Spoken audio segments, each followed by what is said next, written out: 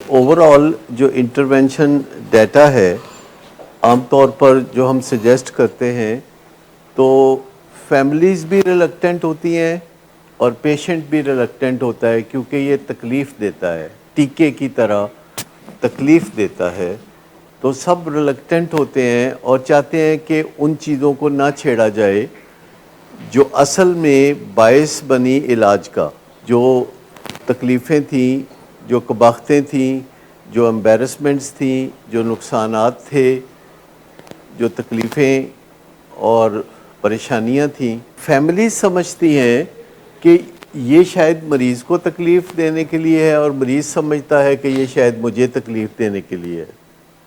تو جب تک یہ کانسیپٹ کلیئر نہ ہو تب تک فیملیز بھی تیار نہیں ہوں گی اور پیشنٹ بھی تیار نہیں ہوگا۔ تو ہمارا فرض ہے کہ فیملی کو اور پیشنٹ کو یہ سمجھائیں کہ یہ آپ کو تکلیف دینے کے لیے ہرگز نہیں ہے، یہ ایک تھیراپیوٹک ایفرٹ ہے، یہ علاج کا حصہ ہے کہ آپ کو تر و تازہ ہو، ذہن میں فنگر ٹپس پہ ہو کہ جب بھی میں نشہ کرتا تھا تو کیا ہوتا تھا، موسٹلی زندگی کیسی تھی، واقعات کیا چل رہے تھے میری زندگی میں، مجھے امبیرسمنٹس کا سامنا تھا، ندامت کا سامنا تھا، بے عزتی کا سامنا تھا، یا میرے حادثے ہوتے تھے۔ اور یہ کنیکٹ کرنا بہت مشکل ہوتا ہے۔ ابھی میں ایک آؤٹ ڈور پیشنٹ کے ساتھ کام کر رہا ہوں، تو ان کے فادر کے بارے میں نے جب ایکسپلور کیا بہت کوششوں سے تو مجھے پتہ چلا کہ وہ ان کے فادر جن کی عمر 80 سال ہے، وہ جب ان کی عمر 70 سال تھی تو اس وقت اپنے وہ الکوہلزم کے عروج پر تھے، اور ایک دفعہ ڈرنک ہو کر وہ اپنے ہی گھر میں فرش کے اوپر گرے، جس سے ان کے سر پہ چوٹ لگی اور برین ہیمریج ہو گیا، اور پھر ان کا علاج ہوا، ریہیبلیٹیشن ہوئی، وہ دوبارہ تھوڑا ورکنگ کے لیے قابل ہو گئے، کام کاج بھی کرنا شروع کر دیا، اور اس کے بعد انہوں نے شراب پینی چھوڑ دی کیونکہ انہوں نے کنیکٹ کر لیا کہ میں جو گرا تھا یہ شراب کی وجہ سے گرا تھا، ڈرنکننس کی وجہ سے گرا تھا، اتفاقیہ نہیں گرا تھا، وہ کنیکٹ کر لیا انہوں نے۔ تو جب فیملی لائٹلی مجھے بتا رہی تھی کہ جب سے وہ حادثہ ہوا اور جب سے ان کا علاج ہوا برین ہیمریج کا، اور جب سے وہ دوبارہ کچھ بہتر پوزیشن میں ہوئے، تو پھر انہوں نے کبھی شراب کو ہاتھ نہیں لگایا۔ تو میں فیملی کو پوچھ رہا تھا کہ کیوں، اس کے بعد انہوں نے شراب کو ہاتھ کیوں نہیں لگایا، تو وہ کہہ رہے تھے کہ پتہ نہیں۔ تو میں نے کہا کہ میں ان سے بات کرنا چاہتا ہوں کیونکہ وہ بھی آتے ہیں سیشن میں اپنے بیٹے کے کبھی کبھی، کہتے ہیں تسی انہاں نال گل نہ کرنا۔ میں نے کہا کیوں، ان کے ساتھ میں جاننا چاہتا ہوں کہ انہوں نے دوبارہ شراب کو ہاتھ کبھی کیوں نہیں لگایا تقریباً 9.5 سال سے۔ تو انہوں نے کہا کہ جی تسی گل کرو گے تو انہوں نے یاد آ جائے گا تو پھر وہ شراب پین لگ پیں گے۔ میں نے کہا دیکھیں یہ آپ کا بھول پن ہے کہ وہ شراب کو بھولے ہوئے ہیں، وہ شراب کو نہیں بھولے ہوئے، کوئی اور وجہ ہوگی۔ تو پھر میں نے جب ان سے پوچھا تو انہوں نے مجھے بتایا کہ ڈاکٹر صاحب تانوں سمجھ نہیں لگی کہ میرا برین ہیمریج کیوں ہے ایسی؟ میں کہا نہیں مجھے تو لگ رہی ہے سمجھ۔ مجھے پکا یقین ہو گیا ہوش میں آتے ہی جب ڈاکٹرز نے بتایا کہ میرا برین ہیمریج ہوا ہے، ہیڈ انجری ہوئی ہے اور یہ حالات ہوئے ہیں، تو میں دل میں سمجھ گیا، کسی نے مجھے کہا نہیں، میں نے کسی سے سنا نہیں، تو مجھے پتہ چل گیا کہ یہ جو برین ہیمریج ہوا ہے یہ ڈرنکننس کی وجہ سے ہوا ہے، اور اسی وجہ سے اب وہ شراب نہیں پیتے اور 80 سال کی عمر میں اپنے کاروبار کو اچھا چلا رہے ہیں، کیونکہ ملازم پچھلے 40 سال سے چل رہے ہیں کام کاج میں، اور وہ 2-3 گھنٹے دفتر جاتے ہیں اور بہت اچھا کام کرتے ہیں۔ اور 80 سال کی عمر میں فنکشنل ہونا اور تقریباً 25-30 سال کی الکوہلزم کے بعد گرنا اور برین ہیمریج ہونا، پھر ریہیبلیٹیٹ ہونا، پھر چلنا، تھوڑے بہت ان کو مسائل ہیں، میموری سٹوریج کے مسائل ہیں، تھوڑا بات کرنے میں مشکل ہوتی ہے، منہ ابھی بھی ٹیڑھا ہوتا ہے بات کرتے ہوئے، لیکن پھر بھی وہ فنکشنل ہیں. تو میں نے کہا کہ کبھی کبھی کوئی آپ کو کہہ دیتا ہوگا کہ پی لیں تھوڑی بہت. کہتا ہے ہاں بہت لوگ نے جڑے اس طرح کہندے نے. میں کیا کرتے ہیں؟ کہتا ہے پھر میں دوبارہ ان کو نہیں ملتا، کیونکہ مجھے پتا ہے کہ اگر میں دوبارہ ملا تو کبھی نہ کبھی میں ان کی بات مان لوں گا، تو میں ایسے بندوں سے ملتا ہی نہیں. نشے کی بیماری سے میرے ساتھ کیا ہوا تھا یہ نہایت امپورٹنٹ ہے. اور جب ہم کہتے ہیں کہ انٹرونشن ڈیٹا پیش کریں ایک دفعہ تو وہ محض تعارف ہے، اور پہلی دفعہ جب آپ انٹرونشن ڈیٹا پیش کرتے ہیں تو وہ اتنا پرفیکٹ ہوتا بھی نہیں، اس میں تھوڑی کمی کمزوری رہ جاتی ہے، وہ ناقص ہوتا ہے. پھر دوسری دفعہ کچھ بہتر ہوتا ہے، پھر تیسری دفعہ کچھ بہتر ہوتا ہے. تو کم از کم 10 دفعہ انٹرونشن ڈیٹا پیش ہونا چاہیے علاج گاہ کے اندر ہی، جیسے کہ پہلی دفعہ 30th ڈے پہ ہو اور پھر 70th ڈے تک 10 دفعہ ہو، اور اس کے بعد اتنا فنگر ٹپس پہ آ جائے کہ مریض اسے خود اپنے طور پر لکھے کہ جب میں نشہ کرتا تھا تو میرے ساتھ کیا ہوتا تھا. یعنی وہ جو نیورو پلاسٹیسٹی ہے جس میں ہم اپنے دماغ کی پروگرامنگ کرتے ہیں کہ ہم اپنی زندگی کو جیسا بنانا چاہتے ہیں ویسا ہم ایک سکرپٹ لکھ لیتے ہیں. آپ میں سے کچھ نے مثبت سوچ کا سکرپٹ پڑھا ہوگا کہ جس میں کچھ تحریر لکھی ہوتی ہے جو کہ آپ ابھی اس طرح کے سانچے میں ڈھلنا چاہتے ہیں. جب اس طرح کے انسان بننا چاہتے ہیں تو آپ ایک تحریر لکھتے ہیں جس میں آپ لکھتے ہیں کہ میں یہ کرنا چاہتا ہوں، یا میں ایسے کام کرنا چاہتا ہوں، یا میں ایسا انسان بننا چاہتا ہوں، یا میں اس ڈائریکشن میں جانا چاہتا ہوں، یا میرے گولز یہ ہیں، یا میرا مقصد حیات یہ ہے.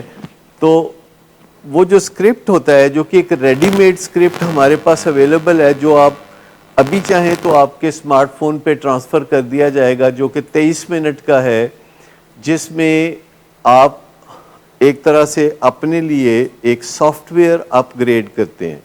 آپ کو ابھی مل سکتا ہے، مردوں کے لیے الگ ہے، خواتین کے لیے الگ ہے. اس کا نام ہے مثبت سوچ، اور وہ ایک 23 منٹ کی تحریر ہے جو ڈاکٹر اعجاز قریشی کی آواز میں ریکارڈ کی گئی تھی 27 ایئرز اگو، اور تحریر میری تھی. تو اس کے پیچھے ایک میوزک بھی ہے جو ریلیکس کرتا ہے، اور آپ کو ایک یاد دہانی روز ہوتی ہے کہ آپ اپنی زندگی کو کس سمت میں لے جانا چاہتے ہیں. ایک میل ورژن ہے، ایک فیمیل ورژن ہے. اس کو ہم کہتے ہیں کہ positive thinking good for every one, good for every one. یہ جنرل سی باتیں ہیں، جو ایسی باتیں ہیں جو ہم سب کے لیے کارآمد ہے. لیکن پھر اس کو چند دفعہ جب آپ سنتے ہیں اور آپ کو بہتری محسوس ہوتی ہے تو پھر آپ اس سکرپٹ کا ٹرانسکرپٹ لیتے ہیں. ٹرانسکرپٹ کا مطلب ہے کہ جو باتیں بولی گئی ہیں وہ آپ کو کاغذ پہ وہ باتیں پرنٹڈ دے دی جاتی ہیں، اور ان باتوں میں پھر آپ تبدیلیاں لاتے ہیں کہ مجھے اپنی لائف اس جانب چلانی ہے، یا یہ چیز میرے لیے زیادہ امپورٹنٹ ہے، یہ چیز میرے لیے کم امپورٹنٹ ہے. تو وہ جو سکرپٹ ہوتا ہے جو آپ ایڈٹ کرتے ہیں اس کو کہتے ہیں گڈ فار یو. اور یہ جو گڈ فار یو سکرپٹ ہوتا ہے اس میں آپ یہ باتیں بھی لکھ سکتے ہیں کہ جب میں نشہ کرتا تھا میری ہر روز بےعزتی ہوتی تھی. ساتھ پیچھے میوزک بھی ایڈ کر سکتے ہیں، پھر جو ہے کہ پیچھے وہ میوزک ساتھ ساتھ چلتا رہے. اور اکثر کہیں نہ کہیں مجھے پولیس پکڑ کے لے جاتی تھی اور تھانے میں رات گزارنی پڑتی تھی، اور ماں باپ کو پریشانی ہوتی تھی. وہ رشوت دے کے یا سفارش کر کے مجھے چھڑایا کرتے تھے. اکثر میری بیوی کہتی تھی کہ میں تمہیں چھوڑ کے میکے چلی جاؤں گی. اکثر میرے ماں باپ کہتے تھے کہ تم یہ برے کام کرتے ہو یا تم وہ برے کام کرتے ہو. تو میرا بستی پروگرام چلتا رہتا تھا. تو اس کے لیے بہت اچھا میوزک ساتھ ایڈ کیا جا سکتا ہے. تو یہ چیزیں جب آپ کے دماغ میں اچھی طرح بیٹھ جاتی ہیں تو آپ یاد رکھیں کہ جب بار بار آپ سنتے ہیں یہ پروگرامنگ جب آپ بار بار سنتے ہیں تو یہ چیزیں جا کے وہیں بیٹھ جاتی ہیں جہاں آپ کی تروڑک بیٹھی ہوتی ہے، جہاں نشے کی طلب بیٹھی ہوتی ہے، جہاں نشے کی تمنا بیٹھی ہوتی ہے، جہاں نشے کی خواہش بیٹھی ہوتی ہے، تو وہیں جا کے یہ باتیں بھی بیٹھ جاتی ہیں۔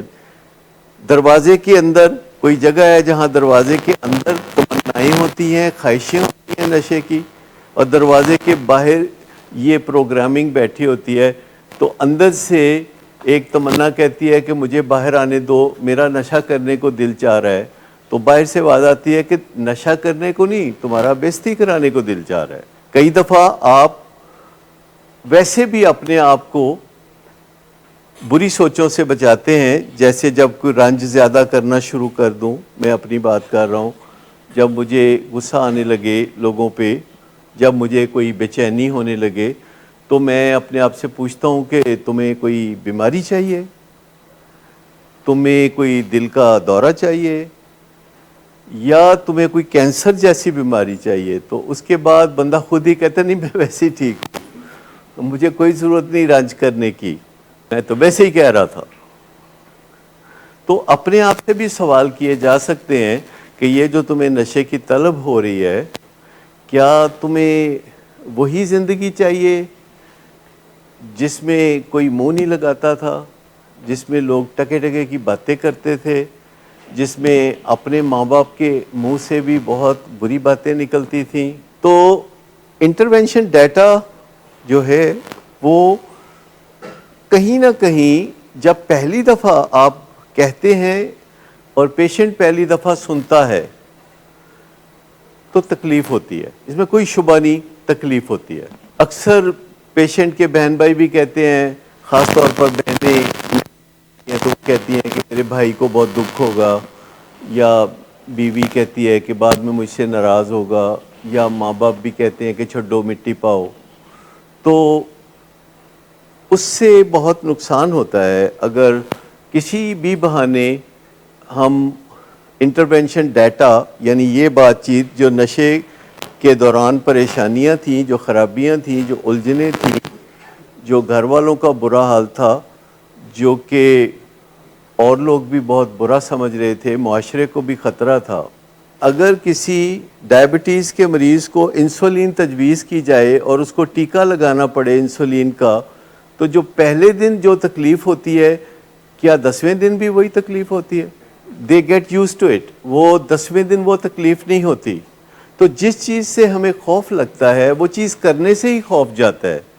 اگر کسی کو ہوائی جہاز میں سفر کرنے سے ڈر لگتا ہو تو اس کا واحد علاج یہ ہے کہ وہ ہوائی جہاز میں سفر کرے بار بار۔ تو اس کو کہتے ہیں feel the fear and do it anyway, کہ ڈر لگتا ہے تو کری جاؤ، تکلیف ہوتی ہے تو کری جاؤ، کیونکہ اس تکلیف کے بدلے میں شفا ملنے والی ہے۔ جب اس کے تکلیف کے بدلے میں شفا ملنے والی ہے تو اس سوچ کے ساتھ کرو، اس سوچ کے ساتھ نہ کرو کہ ہمارے گھر والے تکلیف دینا چاہتے ہیں، بدلے لینا چاہتے ہیں، یا علاج گاہ والے تکلیف دینا چاہتے ہیں۔ علاج گاہ والے کبھی تکلیف نہیں دینا چاہتے، لیکن ایک نیا فیشن ہے جس سے کہ بہتری لائی جا سکتی ہے اس پروسیس میں، اور وہ نیا فیشن یہ ہے کہ جب دنیا کے جدید ممالک میں کوئی ڈاکٹر ٹیکہ لگاتا ہے تو وہ پیشنٹ سے معذرت کرتا ہے، سوری کہتا ہے، یا آپریشن کرتا ہے اور نیکسٹ مارننگ پیشنٹ کو تکلیف ہو رہی ہوتی ہے اور ڈاکٹرز کو وزٹ کرتا ہے وارڈ میں یا روم میں، تو اس کا کہتا ہے ایم سوری، آپ کو بہت تکلیف ہے، لیکن میرے پاس اس سے کوئی اچھا طریقہ نہیں تھا، اس سے کوئی بہتر طریقہ نہیں تھا کہ آپ کو تکلیف کے بغیر شفا ملتی۔ تو ہم بھی کہہ سکتے ہیں کہ یہ جو انٹرونشن ڈیٹا ہم آپ کو پریزنٹ کرواتے ہیں، تو سوری اس سے آپ کو تکلیف ہوتی ہے، لیکن اس سے کوئی بہتر، کوئی کوئک، کوئی آسان، کوئی مؤثر طریقہ نہیں جو کہ ہم آپ کو دے سکتے۔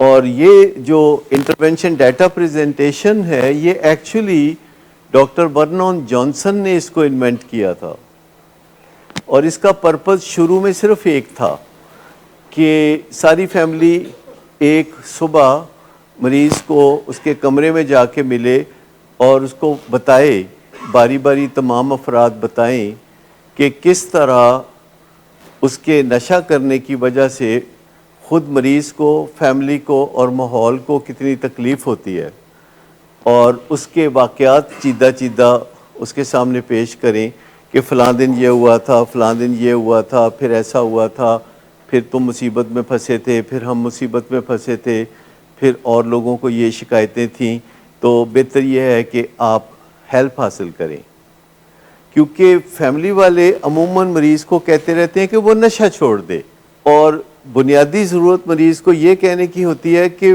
وہ علاج میں چلا جائے، کیونکہ جب آپ کے پاس دو آپشنز ہوں جو آپ مریض کے ساتھ بات کرنے والے ہوں، ایک آپشن پہ مریض عمل نہیں کر سکتا، ایک آپشن پہ مریض عمل کر سکتا ہے، تو آپ کو کون سی آپشن لینی چاہیے؟ دوسری والی، جس پہ وہ عمل کر سکتا ہے۔ اور آپ کسی کو کہیں کہ وہ نشہ کم کر دے یا نشہ چھوڑ دے، اس آپشن پہ پیشنٹ براہ راست خود اپنی مرضی سے، اپنی ول پاور سے عمل نہیں کر سکتا، لیکن وہ مدد حاصل کر لے کسی قسم کی، آسان یا مشکل مدد حاصل کر لے، پہلے آسان اور پھر مشکل، یہ عموماً پیشنٹس کر سکتے ہیں۔ کبھی کسی کھانسی والے کو آپ نے یہ کہا ہے کہ مت کھانسو، آپ ہمیشہ کہتے ہیں کہ جاؤ علاج کراؤ، کوئی دوائی لے لو۔ کوئی بندہ لنگڑا کے چل رہا ہو تو اس کو کہتے ہیں جاؤ جا کے علاج کراؤ، یہ نہیں کہتے کہ لنگڑا کے نہ چلو۔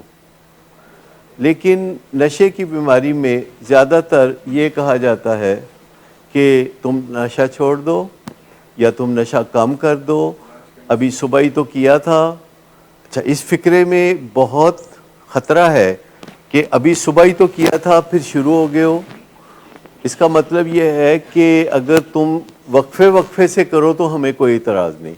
لفظوں کے خفیہ میسج ہوتے ہیں، ہر لفظ کا ایک مطلب ہوتا ہے، تو ہمیشہ وہ بات کہنی چاہیے جس میں message loud and clear who. Speed کہتے ہیں تاش کے پتوں میں، حکم کے یکے کو سپیڈ کہتے ہیں، پتہ ہے آپ کو؟ یہ جو تاش کے پتے ہوتے ہیں تو اس میں کچھ نشانیاں ہوتی ہیں، جس میں ایک یہ سپیڈ ہوتا ہے۔ سپیڈ اصل میں ایک بیلچے کو کہتے ہیں، اور اگر آپ حکم کے یکے کو دیکھیں، سپیڈ جو کہ تاش کے پتے میں ہوتا ہے تو اس میں بیلچہ گھسا ہوتا ہے، اس میں دل الٹا ہوتا ہے اور اس کے اندر ایک بیلچہ گھسا ہوتا ہے، تو اس بیلچے کی وجہ سے اس کی وہ شکل بنتی ہے جو حکم کے یکے کی شکل ہوتی ہے۔ تو کہتے ہیں to call a spade a spade, کہ حکم کے یکے کو حکم کا یکا کہہ دیں، کیونکہ اگر آپ حکم کے یکے کو حکم کا یکا نہیں کہیں گے تو اس میں دم نہیں رہے گا۔ جس چیز کو براہ راست جو نام دینے کی ضرورت ہے وہ دے دیں۔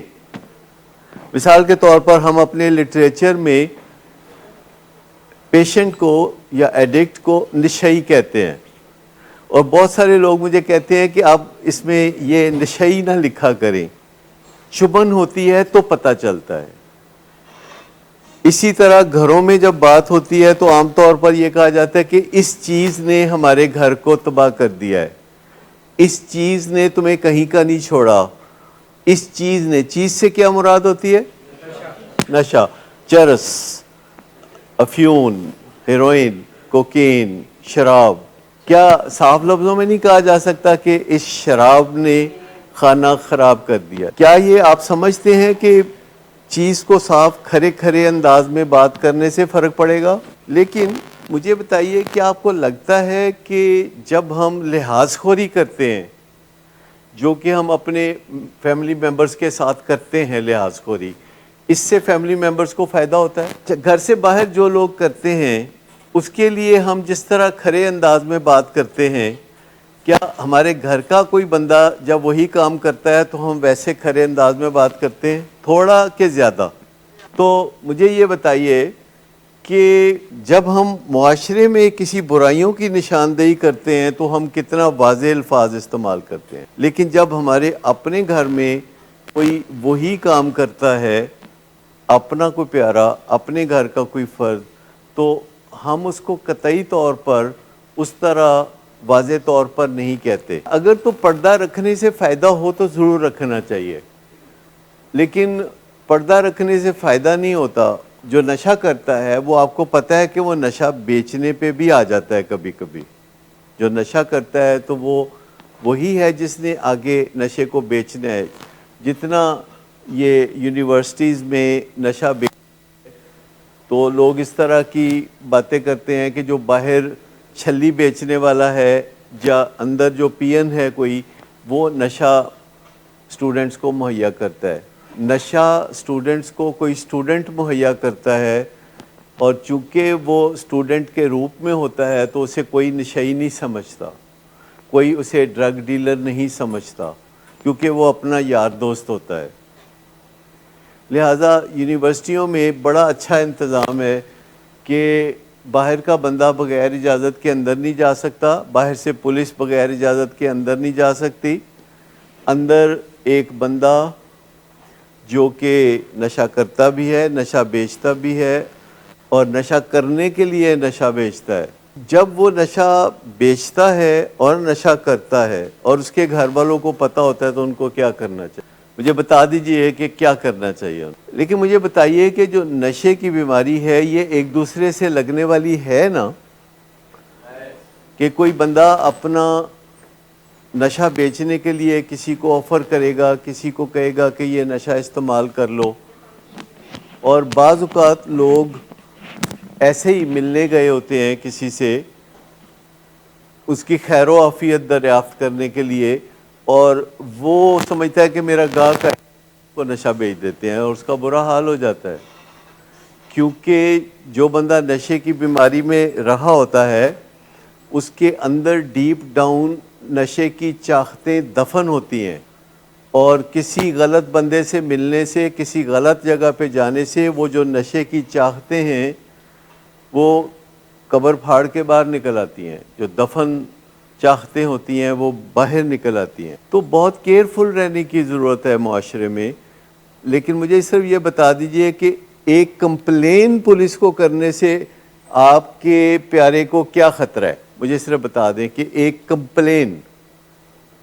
کمپلین آپ میں سے بڑے لوگوں نے ایف آئی آریں درج کرائی ہوں گی، پولیس پلٹ کے کبھی آپ کو پوچھتی نہیں، کبھی آپ کی مدد نہیں کرتی، کچھ بھی نہیں کرتی۔ لیکن مجھے صرف یہ بتا دیں کہ ایک کمپلین، ایک شکایت کا مطلب ہوتا ہے کہ آپ کو شک ہے، آپ کو شک ہے کہ آپ کا بچہ نشے کے لین دین میں ہے، آپ کو صرف شک ہے۔ تو مجھے بتائیے کہ شک کی بنیاد پر کوئی ایف آئی آر درج ہو سکتی ہے، کوئی کنوکشن ہو سکتی ہے، کوئی بندہ جیل پہنچ سکتا ہے شک کی بنیاد پہ۔ ایک درخواست ہوتی ہے جو کہ کمپیوٹر میں درج ہو جاتی ہے، اور اگر وہ بندہ یہ شکایت کر دیتا ہے ماں باپ، تو جن ماں باپ نے شکایت کی ہے تو ان سے پولیس والا کیسے پیسے لے گا؟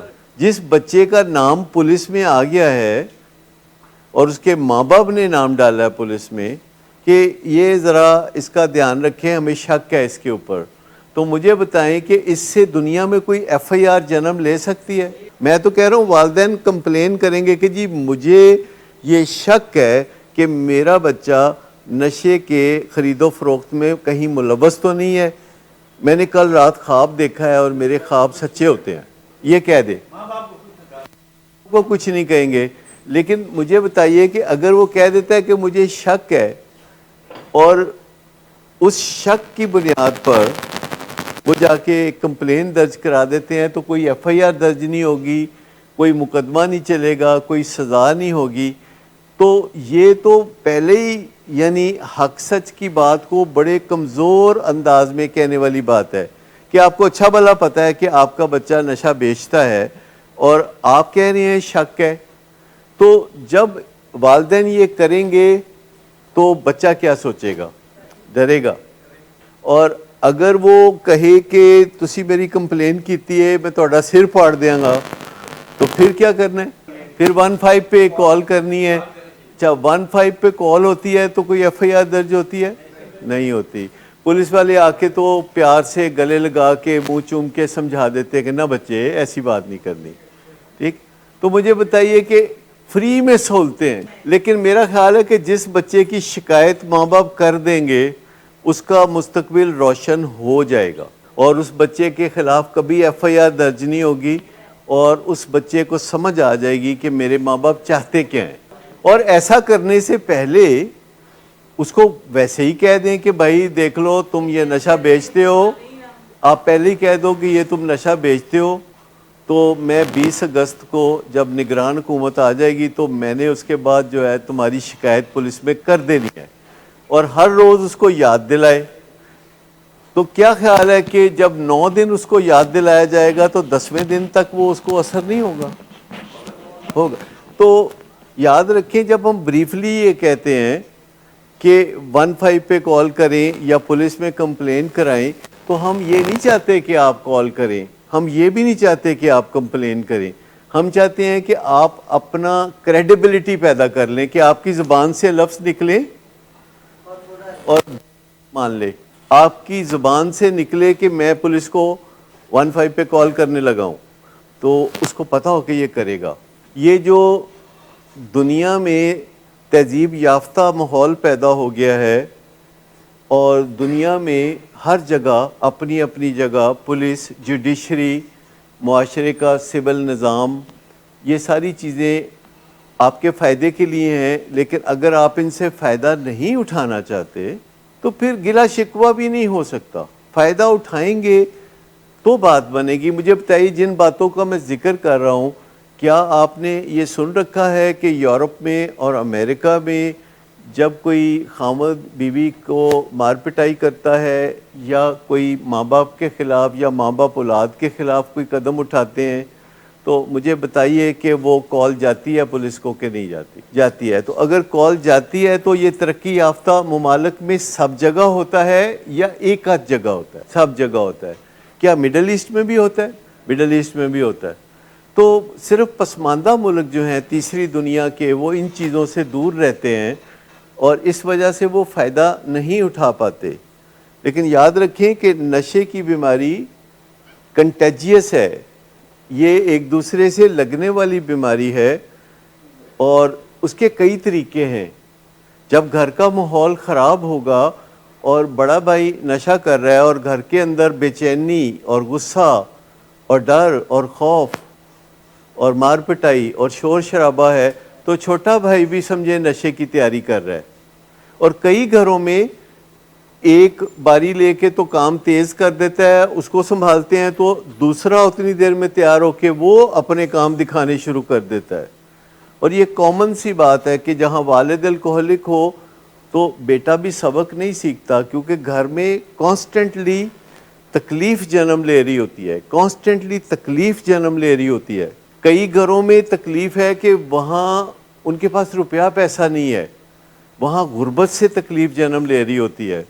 ان کا بجلی کا بل آتا ہے تو ان کا سانس وہیں کا وہیں رک جاتا ہے. انہیں سمجھ نہیں لگتی کہ بچے کی اسکول کی فیس دیں، یا اپنی والدہ کا علاج کرائیں، یا بجلی کا بل دیں. انہیں اس سے بڑی تکلیف ہوتی ہے. کچھ لوگوں کے پاس یہ مسائل نہیں ہوتے، ان کے پاس ہوتا ہے کہ کوئی ان کو تنگ کرتا ہے، کوئی ان کو تانے دیتا ہے، کوئی ان کو طنزیں کرتا ہے، کوئی مار پٹائی کرتا ہے، کوئی گھور کے دیکھتا ہے. تو گھروں میں بہت تکلیف ہوتی ہے، اداروں میں بھی تکلیف ہوتی ہے. آپ کو پتہ ہے کہ لوگ اداروں میں جو کام کرتے ہیں تو مختلف قسم کی تکلیفوں کا سامنا ہوتا ہے، شاؤٹنگ ہو رہی ہوتی ہے. کوئی بھی سینئر کسی بھی جونیئر کی بےزتی بلا تکلف کر دیتا ہے. معاشروں میں بھی تکلیف جنم لیتی ہے. فرق صرف یہ ہے کہ معاشرہ بڑی پکچر ہے، ادارہ چھوٹی پکچر ہے، گھر اس سے چھوٹی پکچر ہے، اور پیشنٹ جو ہے اس کا سمبل ہے. تکلیف جنم لیتی ہے، اور اس تکلیف کے کئی وجوہات ہیں. ڈیمانڈنگ ہونا، ہر وقت کچھ نہ کچھ ڈیمانڈ کرتے رہنا. جب نظر آئے کوئی خامد یا بیوی یا بیٹا یا ماں باپ کوئی ڈیمانڈ رکھ دینا آگے, اس کو کہتے ہیں ڈیمانڈنگ ہونا. اس سے تکلیف جنم لیتی ہے. ماں باپ سے ہر وقت ان کی سکت سے زیادہ سہولتیں مانگنا, ماں باپ کو یہ کہنا کہ تسی ساڈے لیے کیتا ہی کی ہے. بات کوئی سنی لگتی ہے, تسی ساڈے لیے کیتا کی ہے, یہ بات سنی لگتی ہے. ڈیمانڈنگ ہونا.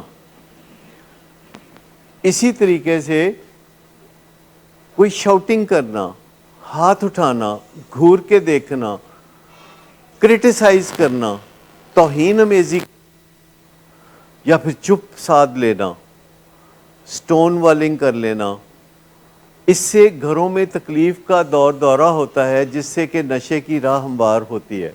معاشرے میں یہ چیزیں عام ہیں اور اس کی کئی وجوہات ہیں. اس کی ایک وجہ کمپیٹیٹونیس بھی ہے کہ میرا مقابلہ اس سے ہے, میں نے سب کو پچھاڑنا ہے.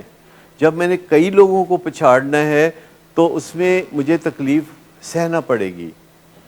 اگر کمپیٹیٹونیس آ جاتی ہے, مجھے دوسرے لوگوں کی نسبت زیادہ پرفارم کرنا ہے, جس کے لیے مجھے زیادہ زور لگانا ہے, جس کے لیے مجھے اپنی حدیں کراس کرنی ہیں, تو اس سے تکلیف جنم لیتی ہے. کمپیٹیٹونیس جو ہم اپنے بچوں کو سکھاتے ہیں کہ تمہارے اس دفعہ 98% نمبر کیوں آئے ہیں, 98% نمبر تمہارے کیوں آئے ہیں, اور اس بات پہ کوئی 5 سال کی بچی کو اٹھا کے نیچے پھینک دینا کہ تمہاری یہ رپورٹ ہے, تمہارے 98% نمبر ہے, یہ تم پڑھی ہو زمین پہ. تو یہ عام بات ہے, یہ کوئی انوکھی بات نہیں ہے, یہ سو کالڈ بری بات نہیں ہے, یہ ہوتا ہے. ایسا روز ہوتا ہے گھروں میں کہ کبھی اپریشیٹ نہیں کرنا. یہاں ہمارے پاس کنگ ایڈورڈ کے ڈاکٹرز ہیں جو سارے 94% نمبر لے کے کنگ ایڈورڈ میں جاتے ہیں اور وہاں سے کوالیفائی کر کے نکلتے ہیں. میں ہر روز ان سے ملتا ہوں تو میں ہر روز ان کو کہتا ہوں, یار تم کیا چیز ہو, تمہارے کیا گن ہیں, تمہاری کیا قابلیت ہے, کیسے کر لیتے ہو یار تم یہ. میں ہر روز ان کو یاد دلاتا ہوں, یار تم بڑے لائق فائق لوگ ہو, 94% نمبر لے کے تم میڈیکل کالج کے اندر جاتے ہو, کس مٹی کے بنے ہوئے ہو تم, کیا کھا کے اتنے نمبر لیتے ہو. لیکن ماں باپ کی پیاس کبھی نہیں بجھتی, کمپیٹیٹونیس, وہ اس میں پڑے رہتے ہیں. قدرت کو آپ 2 طرح سے فائدہ دے سکتے ہیں. یہ جو دنیا کا نظام ہے, یہ جو دنیا آگے بڑھ رہی ہے, یہ جو دنیا ترقی کر رہی ہے, اس کو آپ 2 طرح سے اس میں مدد کر سکتے ہیں. ایک کمپیٹیٹونیس, دوسری personal excellence. Which one is better? Personal excellence یعنی اپنے اندر سے کھلنا, ابھرنا. مجھے بتائیے پھول کیسے کھلتے ہیں؟ خوشبو اندر سے آتی ہے کہ باہر سے آتی ہے؟ اندر سے. تو پرسنل ایکسیلنس پھول کھلنے کی طرح ہے. لیکن جو کمپیٹیٹونیس ہے وہ ایسے ہے جیسے لیگ پولنگ, کہ کوئی بندہ اوپر جا رہا ہے, اس کو نیچے کھینچنا, کسی کی بےزتی کر کے اس کو مار دینا, کسی کی صلاحیتوں کی قدر نہ کر کے اس کو مشکل میں دینا. تو نیچر تو دونوں سے فائدہ اٹھائے گی. کمپیٹیٹونیس ہوگی تب بھی یہ دنیا خوبصورت ہوگی, بہتر ہوگی, لاجواب ہوگی. پرسنل ایکسیلنس ہوگی تب بھی یہ دنیا بہترین ہوگی. لیکن کمپیٹیٹونیس میں وہ بندہ جو دنیا میں کنٹریبیوٹ کرتا ہے وہ سفر کرے گا. پرسنل ایکسیلنس میں وہ بندہ جو دنیا میں کنٹریبیوٹ کرتا ہے وہ سفر نہیں کرتا, وہ اپنی خوشبو کو اندر سے محسوس کرتا ہے, وہ اپنی انرجی کو خود انجوائے کرتا ہے, وہ دھیان اس کا اپنی طرف رہتا ہے, وہ اپنے ساتھ ایک اچھے تعلقات میں ہوتا ہے, اور وہ اپنے آپ کو تھوڑی تھپکی دے لیتا ہے, تھوڑی وہ شاباش دے لیتا ہے. تو اس کو کسی نشے کی کبھی ضرورت ہی نہیں پڑتی. لیکن جو بھی کمپیٹیٹو ہوتے ہیں, آپ کو پتہ ہے سب سے زیادہ کمپیٹیٹو یا تو اسٹوڈنٹس ہوتے ہیں یا پھر سب سے زیادہ کمپیٹیٹو ایتھلیٹس ہوتے ہیں اور سپورٹس مین ہوتے ہیں. بزنس مین بھی ہوتے ہیں لیکن سب سے زیادہ سپورٹس مین اور اسٹوڈنٹس ہوتے ہیں، اور جتنی اعلیٰ یونیورسٹی ہوتی ہے اتنا ہی زیادہ نشے کے رجحانات اور رواج ہوتے ہیں۔ ہمارے یہاں بھی جو بہترین یونیورسٹی ہے نشے سے مالا مال رہتی ہے 24 گھنٹے دن اور رات، اور دنیا میں بھی جو ٹاپ کلاس یونیورسٹیز ہیں وہاں نشے کا دور دورہ نظر آئے گا۔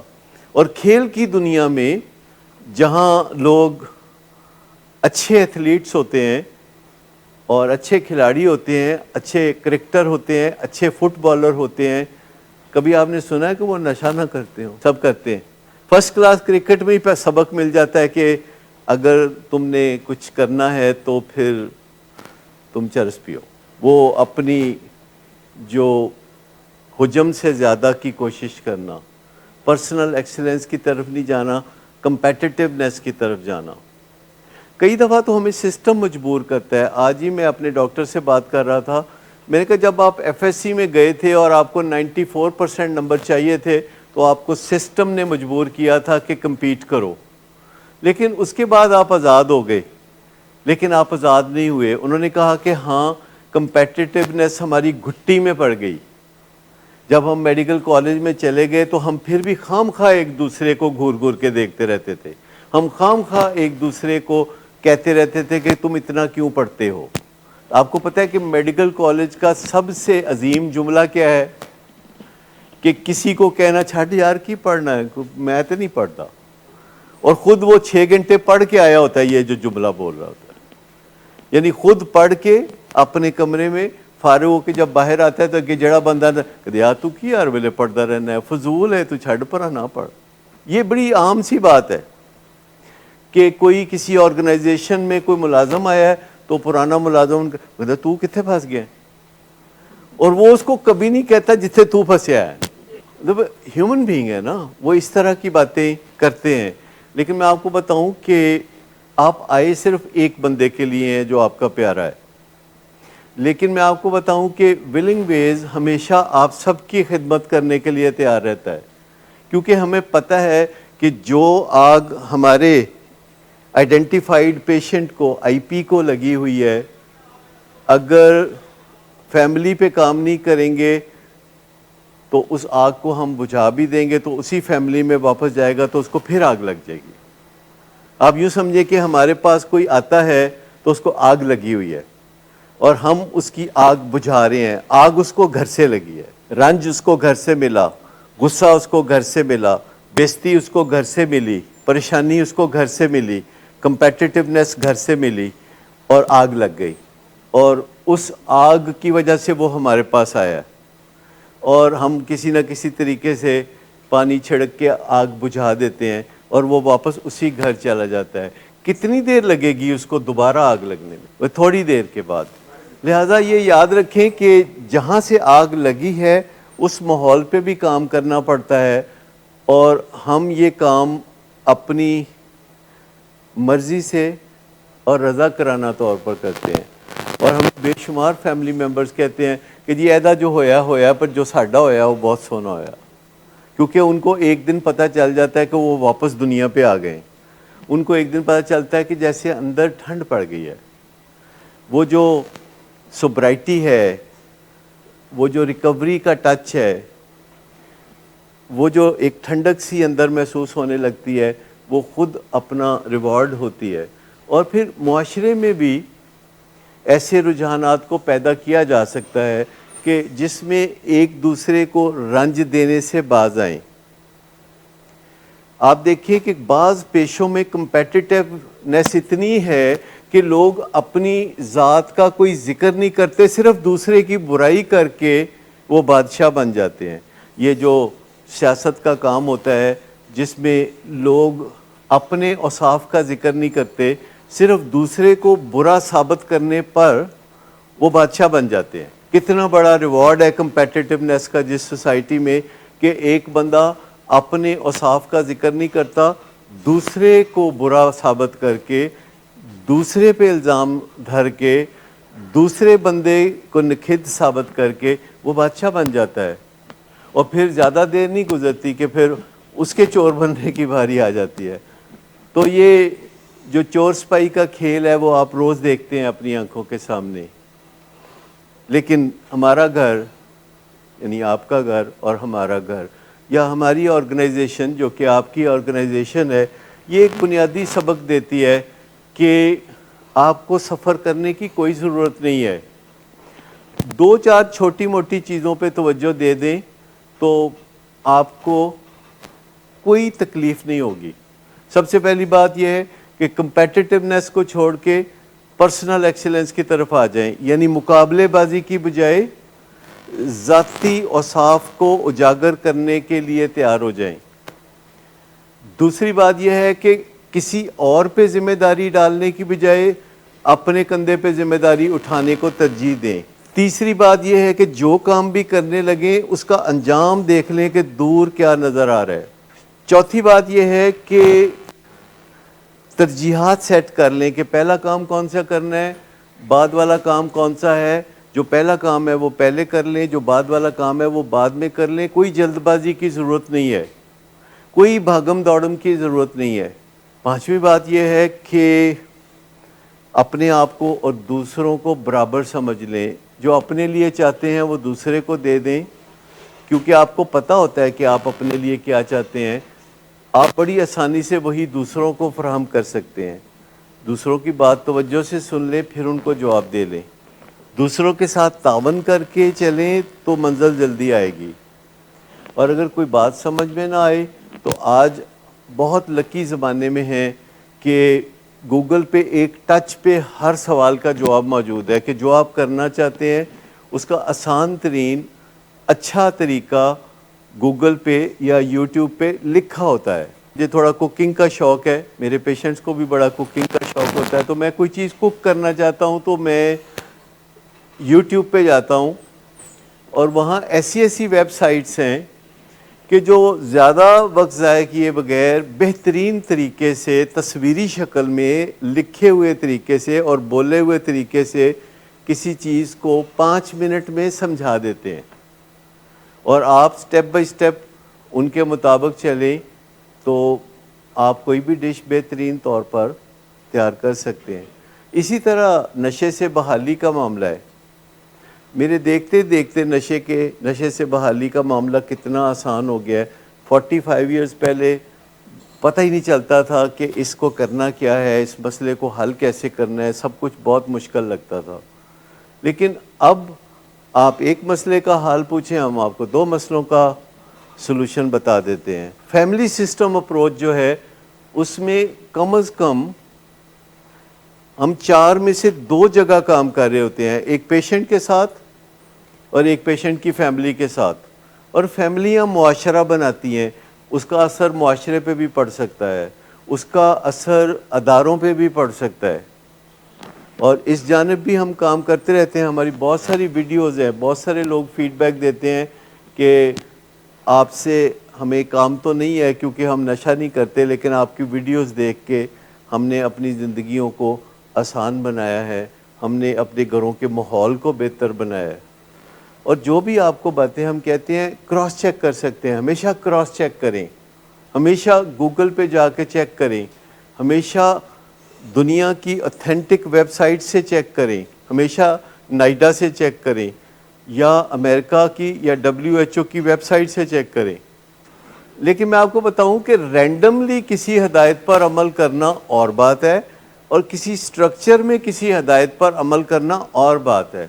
مثال کے طور پر اگر ہم کسی خاتون کو کہتے ہیں کہ تم ساری رات جاگتی ہو کہ تمہارا خاوند سگریٹ پیتا ہے ڈرنک ہو کے، اور تم جاگتی ہو کہ کہیں آگ نہ لگا لے، تو یہ کب تک تم کرو گی؟